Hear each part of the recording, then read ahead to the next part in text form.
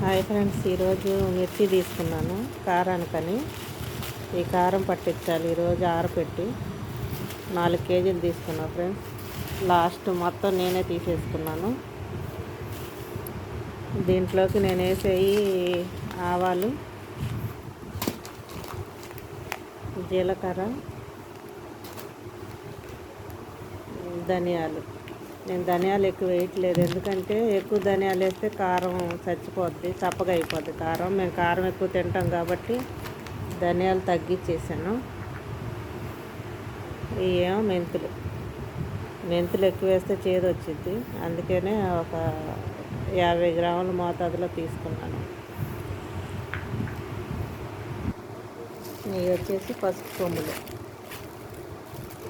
ఒక 100 గ్రాములు ఉంటాయి అన్నమాట. ఈ చేత కొట్టేసి ముక్కలు చేసి పసుపుతో పాటు ఆడిచ్చేస్తాను. ఈ కారంలో పసుపు ఇవన్నీ వాడుతూ ఉంటే బయట ఎంత బాగున్న కూరలు పాడైపోతాయి ఫ్రెండ్స్. మనం పట్టించుకున్న కారం ఆరోగ్యానికి కూడా మంచిది, ఆయుర్వేదంగా ఉంటాయి. అన్నీ ఆయుర్వేద దినుసులే కాబట్టి ఇవన్నీ మనం ఇంట్లో పట్టించుకుంటే మంచిది.